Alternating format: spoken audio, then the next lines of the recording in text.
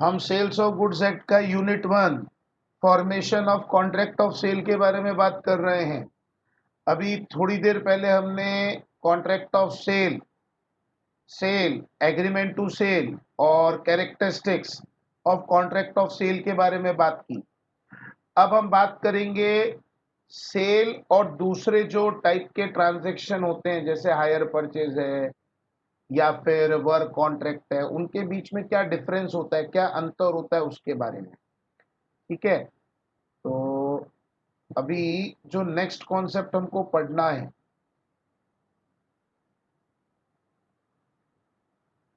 वो है हमारा distinguish between sale and agreement to cell.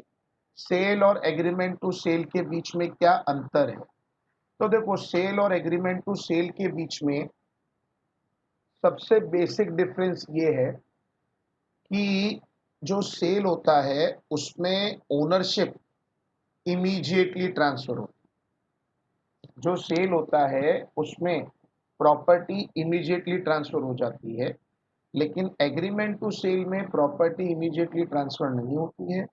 Later point of time पे, लेटर पॉइंट ऑफ टाइम पे, नियर फ्यूचर में, बरोबर, कोई कंडीशन फुलफिल होने के बाद या टाइम पूरा होने के बाद प्रॉपर्टी ट्रांसफर होती है। तो देखो क्या दिया है यहाँ पे, बेसिस ऑफ डिफरेंस है, सेल का कॉलम है, एग्रीमेंट टू सेल का कॉलम है।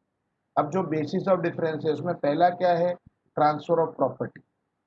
दी property in goods passes to buyer immediately, तो हमको पता है property in goods passes to the buyer on future date और on fulfilment of some condition. Nature of contract, अब यहाँ पे कॉन्ट्रैक्ट का नेचर क्या है। सेल के लिए क्या कहा है, it is an executed contract, that is contract for which consideration has been paid. मतलब जहां पे पैसा वैसा एक्सचेंज हो गया है, प्रॉपर्टी प्रॉपर्टी ट्रांसफर हो गई, तो इट इज एग्जीक्यूटेड। फिर जहां तक एग्रीमेंट टू सेल का सवाल है, it is N executory contract. क्यों, क्योंकि यहाँ पे कंसिडरेशन फ्यूचर डेट पे आ सकता है ना। Contract for which consideration is to be paid at a future date, बरोबर। जैसे अभी 15 दिन के बाद दीप मुझे पैसा देगा और मैं उसको मोबाइल का ओनरशिप दूंगा, तो एग्जीक्यूटरी हो गया। फिर रेमेडीज फॉर ब्रीच, अगर कोई पार्टी कॉन्ट्रैक्ट ब्रीच कर देती है, तोड़ देती है, तो उस केस में क्या रेमेडीज अवेलेबल है। क्या दिया है देखो इन्होंने, seller can sue the buyer for the price of goods because of the passing of property therein to the buyer. Seller क्या कर सकता है, क्योंकि ऑलरेडी ओनरशिप ट्रांसफर हो गया है, तो कुछ गुड्स के रिलेशन में तो नहीं कर पाएगा, लेकिन वो बायर पे केस कर सकता है, सूट फाइल कर सकता है पैसा रिकवर करने। वो बायर पे सूट फाइल कर सकता है, केस फाइल कर सकता है कि भाई मेरा पैसा मुझे रिकवर करवा के दीजिए। एग्रीमेंट टू सेल में क्या बोला है, the agreed party, that agreed party can be either buyer और seller, anyone. The agreed party can sue for the damage only and not for the price unless the price was payable at a stated date. मतलब समझो यहाँ पे agreement to cell है तो ownership तो transfer हुआ नहीं है, बरोबर। तो यहाँ पे जो एग्रीड पार्टी है वो सिर्फ कंपनसेशन के बारे में बात कर सकता है। मतलब वो क्या कर सकता है, कंपनसेशन देने को बोल सकता है, प्राइस रिकवरी का बात नहीं आता है। जैसे अभी यहाँ पे अगर सेलर को कुछ नुकसान हो रहा है बायर की हरकत की वजह से, बरोबर, तो वो बायर को क्या बोल सकता है, कंपनसेशन दे। वो प्राइस रिकवरी के लिए तभी बात करेगा जब एक फिक्स डेट को प्राइस पे होनी चाहिए थी और वो फिक्स डेट आ गया है या निकल गया है और उसने पैसा नहीं दिया। फिर यहाँ पे लाइबिलिटीज ऑफ पार्टी की अगर हम बात करें तो क्या देखिए रखा है इन्होंने, अ सब्सिक्वेंट लॉस और destruction of the goods is the liability of buyer. और बाजू में क्या दिया है, सच लॉस और destruction is the liability of seller. मतलब सेल में बायर का लाइबिलिटी है और एग्रीमेंट टू सेल में सेलर का। क्यों, क्योंकि एक जनरल रूल है, रिस्क ऑलवेज फॉलोज ओनरशिप। वो नीचे वाले पॉइंट में भी दिया है, रिस्क ऑलवेज फॉलोज ओनरशिप, मतलब जो ओनर होगा रिस्क उसी का होगा, चाहे गुड्स किसी के पास भी पड़ा हो।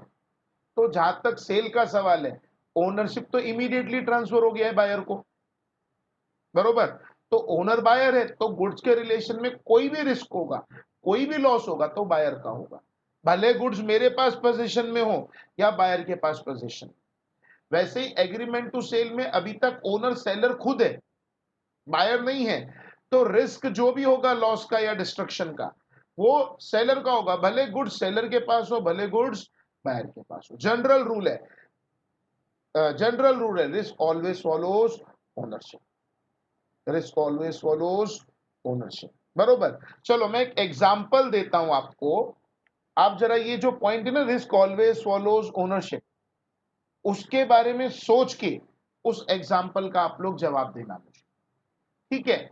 और जिसको भी जवाब देना है हैंड रेस कर लेना, ठीक है, जिसको भी जवाब देना है हैंड रेस कर लेना आप, उसके बाद जवाब देना।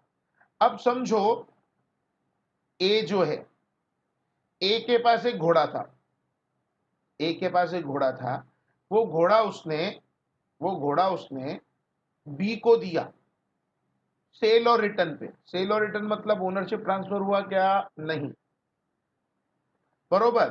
बी ने सी को दिया सेल और रिटर्न पे, सी ने डी को दिया सेल और रिटर्न पे, डी ने ई को दिया सेल और रिटर्न पे, और ई के पोजीशन में जब घोड़ा था मर गया।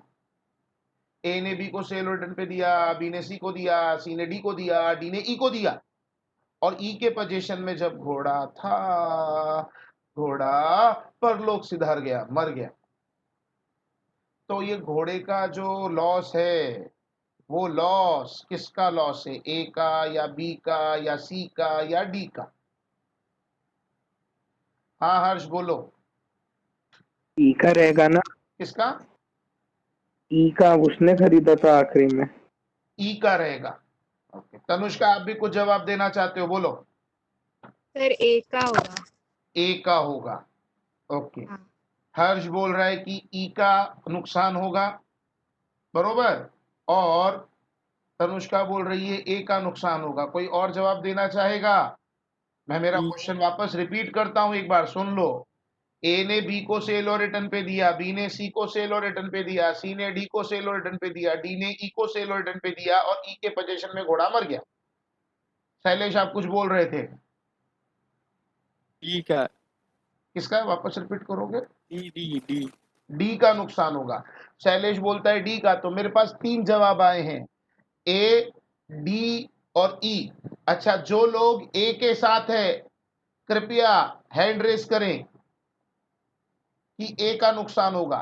ए का, रितु बोल रही है ए का होगा, रोहन भी बोल रहा है कि ए का नुकसान होगा, अंतिमा भी बोल रही है ए का नुकसान माना जाएगा।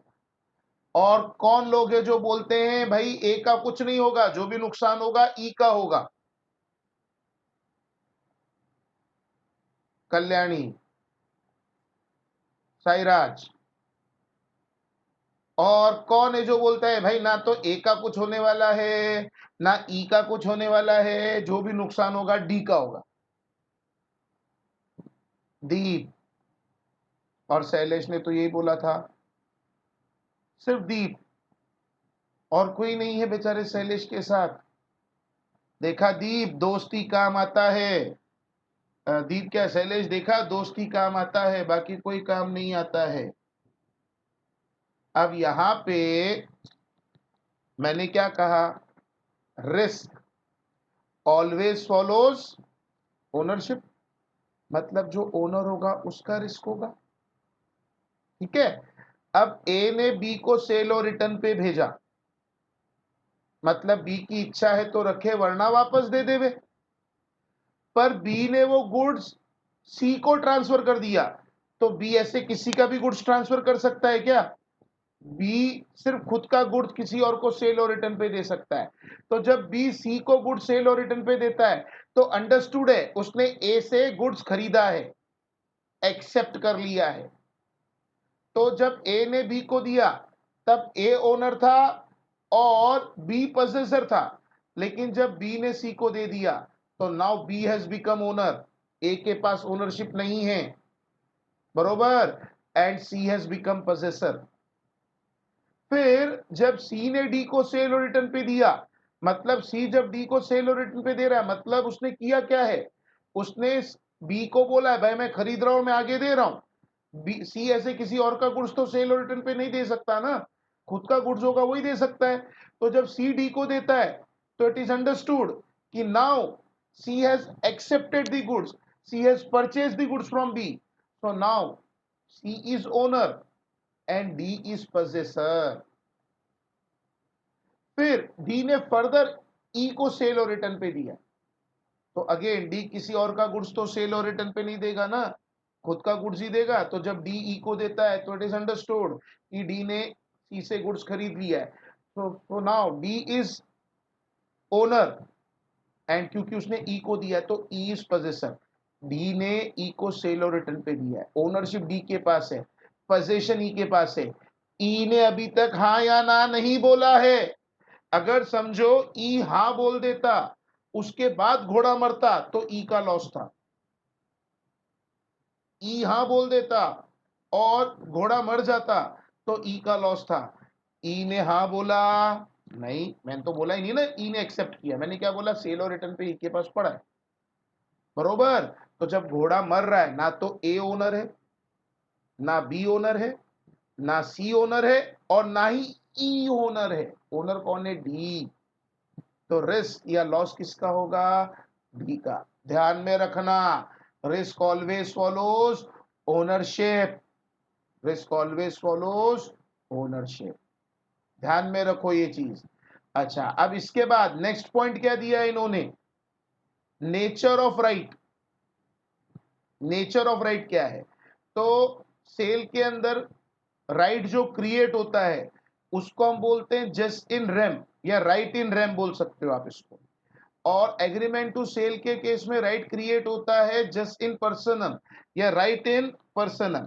अब ये जो जस्ट इन रेम और जस्ट इन पर्सनम है ये लीगल टर्म है, बरोबर। लीगल टर्म है, जो लैंग्वेज है लीगल लैंग्वेज है, जैसे हम ऑलरेडी पढ़ चुके हैं, उबी जैसी भी रेमेडियम क्विड प्रोक्यो, बरोबर ना, क्विड प्रोक्यो उबी जैसी भी रेमेडियम कंसेंसस एड आइडम। वैसे ही just in rem just in persona, right in rem right in persona.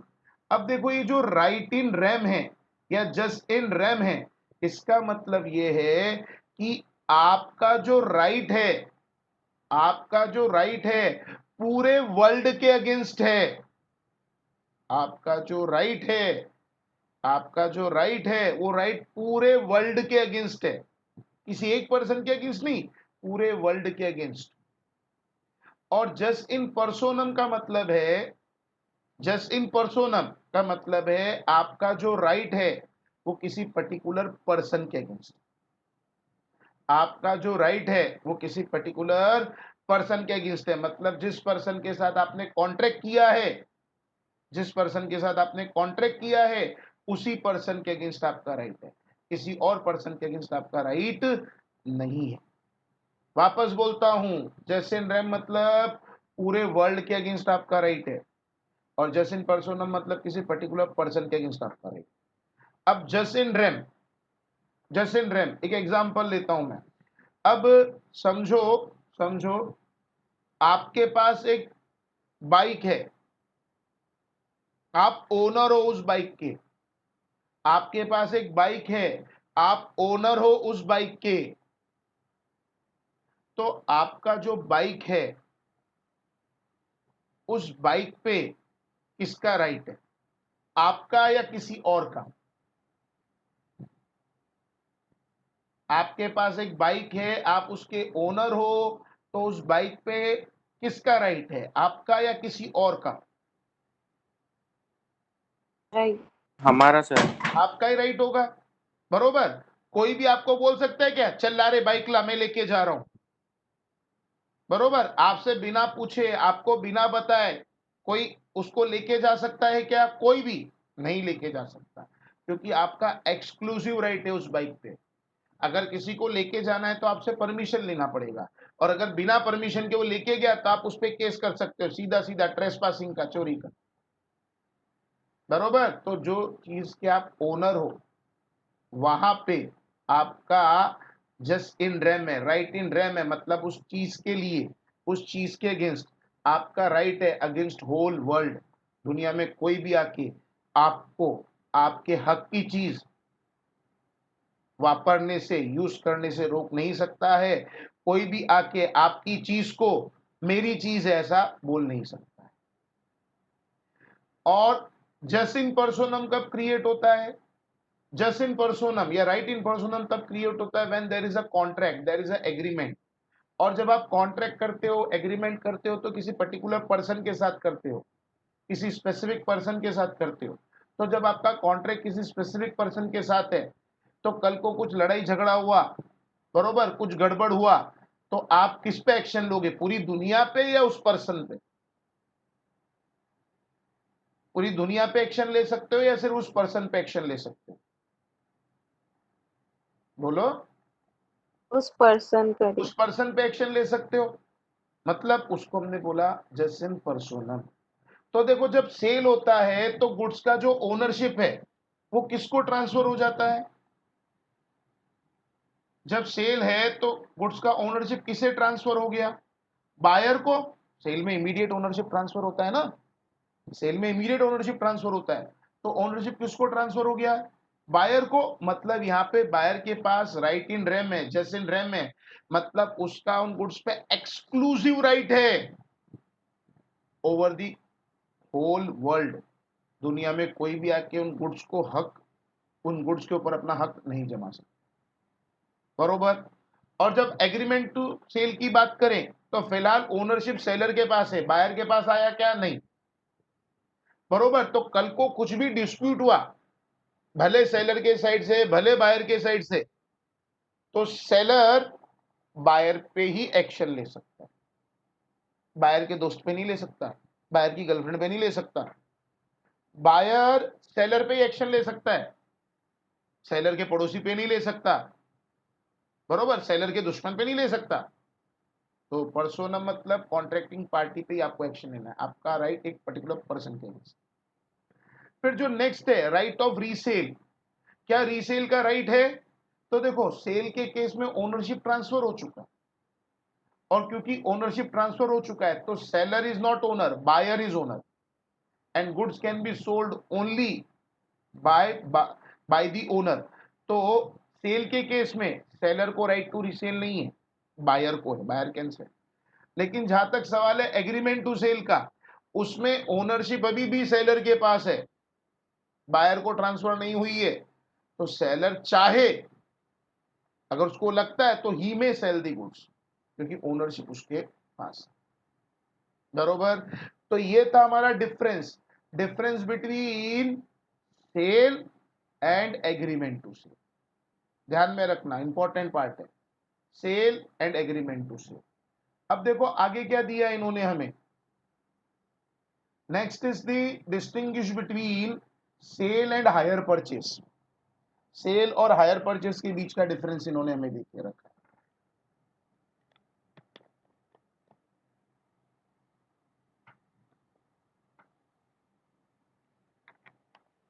Cell मतलब नॉर्मल परचेस सेल, और हायर परचेस मतलब जो गुड्स आपने खरीदा है उसका जो पैसा है आप किस्तों में यानी कि इंस्टॉलमेंट में दे रहे हो, बरोबर।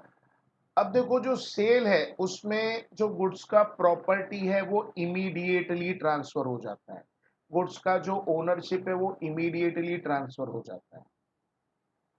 लेकिन जो हायर परचेज है वहां पे जो गुड्स का ओनरशिप है वो लास्ट इंस्टॉलमेंट पे होने के बाद ट्रांसफर हो। समझो आपने मोबाइल खरीदा, दुकान वाले ने बोला कि भाई 1,000 का डाउन पेमेंट दो और बाद में 1,000 की 10 इंस्टॉलमेंट देना। तो वो मोबाइल का जो ओनरशिप है वो आपको कब ट्रांसफर होगा? आप कब ओनर बनोगे मोबाइल के? जब जब आपने लास्ट इंस्टॉलमेंट, मतलब जब आप 10वीं इंस्टॉलमेंट पे कर दोगे ना, तब आप ओनर बनोगे मोबाइल के, उसके पहले नहीं बनोगे, बरोबर।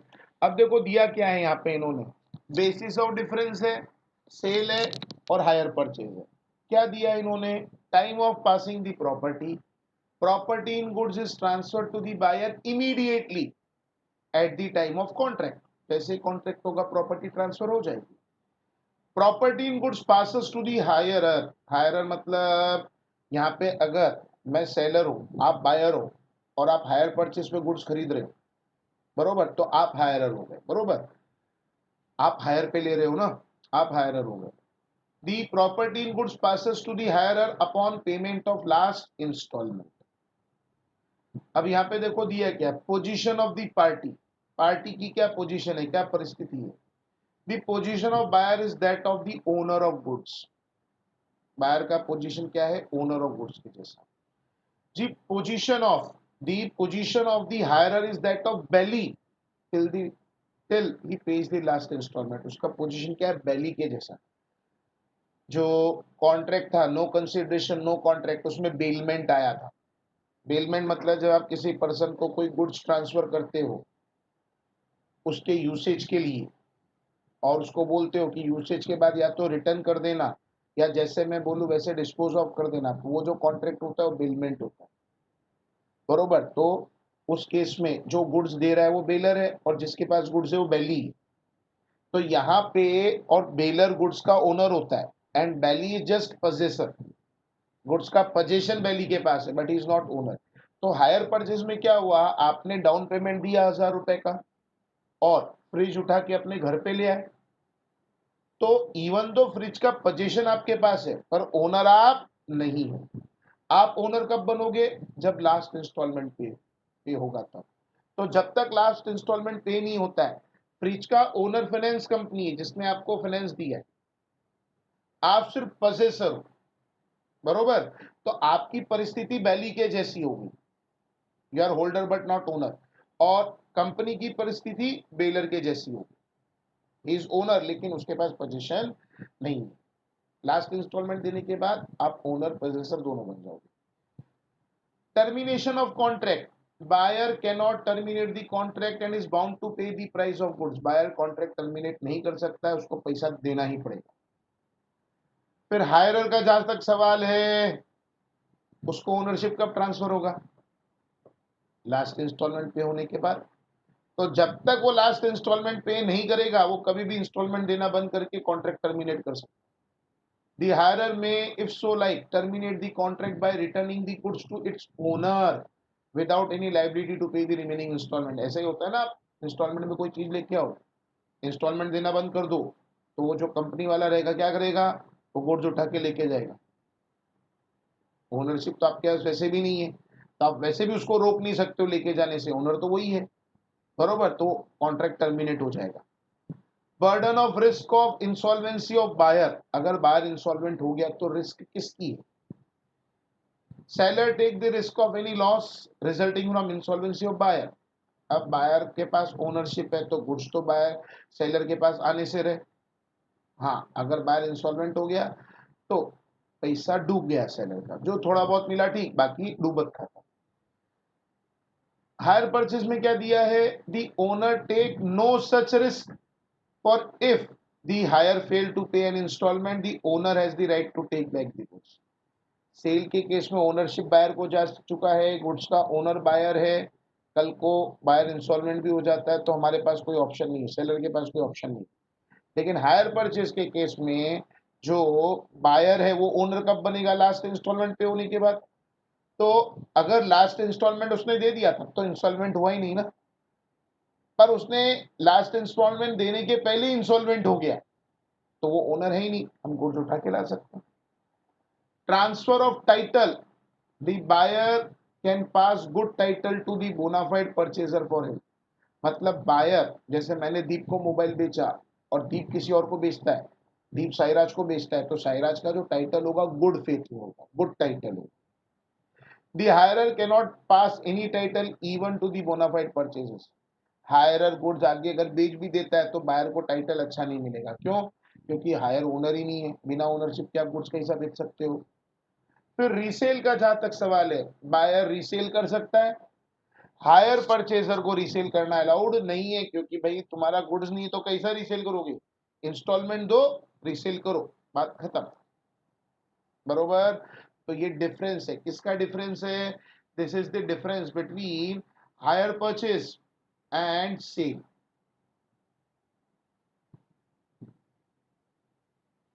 Coming to next part, sale and bailment. देखो सेल एंड बेलमेंट का डिफरेंस भी आ गया। सेल में ओनरशिप ट्रांसफर होती है, बेलमेंट में सिर्फ पोजीशन ट्रांसफर होता है, बरोबर। सेल के अंदर गुड्स जनरली वापस नहीं आएगा, वो क्वालिटी इशू अगर रहेगा तो अलग बात है, बरोबर, पर वो नॉर्मली वो अलग केस हो जाता है, वो अलग एग्रीमेंट हो जाता है। बेलमेंट में काम खत्म होने के बाद बैली को गुड्स वापस देना पड़ेगा, बरोबर, या जो तरीका बोला उस तरीके से डिस्पोज ऑफ करना पड़ेगा। सेल में कंसिडरेशन चाहिए, बेलमेंट में कंसिडरेशन हुआ तो भी ठीक, नहीं हुआ तो भी ठीक, मतलब bailment can be of two type, gratuitous non gratuitous. क्या दिया देखो इन्होंने ट्रांसफर ऑफ प्रॉपर्टी वाले पॉइंट में, the property in goods is transfer from seller to buyer, sale के केस में there is only transfer of possession of goods from bailor to bailee for any reason like safe custody carriage etcetera, ये bailment हो जाएगा, ये क्या हो जाएगा, bailment हो जाएगा। Return of goods in contract of sale is not possible, the belly must return the goods to the bailor on accomplishment of purpose for which the bailment was made। जैसे अभी अगर भी सायराज 2-3 दिन से क्लास नहीं आया तो सायराज शैलेश को बोलता है यार तेरा नोट्स देना मेरे को कंप्लीट करने का, तो यहाँ पे अगर शैलेश सायराज को नोट्स दे रहा है तो नोट्स बेच नहीं रहा है, खाली पोजीशन ट्रांसफर कर रहा है, इट इज अ बेलमेंट। और सायराज क्या करेगा, नोट्स कंप्लीट होने के बाद वो वापस शैलेश को रिटर्न कर देगा। यही अगर सायराज शैलेश को बोलता है कि भाई मेरे को नोट्स बेच दे, मैं तेरे को 10,000 देता हूं, शैलेश बोलता है हाँ भाई खरीद ले, मैं वापस लिख लूंगा, 10,000 कौन छोड़े। तो यहाँ पे अगर एक बार शैलेश ने नोट्स बेच दिए तो वो सायराज से रिटर्न नहीं ले सकता। The consideration in the price in the term of money, और यहाँ पे कॉन्ट्रैक्ट ऑफ सेल में पैसा आता है जाता है, और बेलमेंट में ग्रेटिशियस नॉन ग्रेटिशियस दोनों हो सकता है। अगर ग्रेटिशियस है गिफ्ट के जैसा तो पैसा एक्सचेंज नहीं होगा, जैसे शैलेश सायराज को बोलता है नोटबुक लेके जा, हो जाएगा तब दे देना, ये नॉन ग्रेटिशियस, हाँ ग्रेटिशियस हो गया। शैलेश बोलता है तो नोटबुक लेके जा पर अपन भाड़ा लेंगे, रोज का 50 रुपया भाड़ा देने का, तेरे को 10 दिन रखना है 10 दिन रख, तेरे को 50 दिन रखना है 50 दिन रख, 50 रुपया रोज का मैं भाड़ा लूंगा। तो यहाँ पे ओनर तो शैलेश ही है, पजेसर सायराज है, लेकिन यहाँ पे बेलमेंट है, और कैसा बेलमेंट है, नॉन ग्रेटिशियस। और ये जो कॉन्ट्रैक्ट ऑफ बेलमेंट है आगे जाके सीए इंटर लॉ में आपको पढ़ना है, सीए इंटर लॉ में पूरा चैप्टर है इसके लिए। Next is distinguish between, next is distinguish between sale and contract for work and labour, sale and contract for work and labour. Sale मतलब आप गुड्स बेच रहे हो, contract of work and labour मतलब आप किसी को सिर्फ सर्विस प्रोवाइड कर रहे हो, बरोबर। जैसे आप किसी को आप फर्नीचर के शोरूम में गए, बरोबर, उधर से फर्नीचर खरीद के लाए, तो जो फर्नीचर वाला है वो सेलर है, आप बायर हो, it is sale, contract of sale, बरोबर। लेकिन आपने बोला यार रेडीमेड फर्नीचर का quality is not so good, उतना अच्छा क्वालिटी नहीं होता है, बरोबर, तो हम तो क्या करेंगे, हम तो खुद ही बनवाएंगे। तो उस केस में आपने क्या किया, जो भी फर्नीचर के लिए मटेरियल, प्लाईवुड, लकड़ा, फेविकॉल, सब सब खरीद के ले आया, और आपने एक पर्सन को बोला कि भाई ये सब सामान है, तेरे को फर्नीचर बनाना है, तो वो आपको बेच रहा है क्या, नहीं, वो खाली आपको लेबर का सर्विस प्रोवाइड कर रहा है, बरोबर, तो वो contract of work and labour हो जाएगा, ठीक है। A contract of sale of goods is one in which some goods are sold और are to be sold for a price, but where no goods are sold and there is only the doing or rendering some work of labor, then contract is only for work and labor, not of sale of goods, sale of goods नहीं होगा। Cell और barter, ये तो आपने बचपन में ही पढ़ लिया होगा कि सेल और बार्टर क्या होता है। सेल में गुड्स का जो ट्रांसफर हो रहा है उसके बदले पैसा मिलता है, प्राइस मिलता है, और बार्टर में गुड्स के बदले गुड्स मिलता है। In a sale property in goods is transferred on seller to buyer for a price, however in case of barter goods of one kind are exchanged with the goods of another kind and not for price, moreover if consideration for transfer of property in goods is partly money and partly goods, even then it is a contract of sale. ये हमने बात की है, ये already हमने बात की है, बरोबर। तो यहां तक का पार्ट सबको क्लियर है? यहां तक का पार्ट सबको क्लियर है? किसी को कुछ डाउट है? Vaishnavi, Vaishnavi, Tanushka, no sir. Siddhi, Shailesh, no sir. Sai, Rohan, Ritu, Neeraj, no sir. Kalyani, Harsh, Deep, Antima. No sir. No sir. Okay, तो एक बार आप इतना सब अच्छे से मेमोराइज करो, अच्छे से पढ़ो, फिर अपन आगे की बात करते हैं।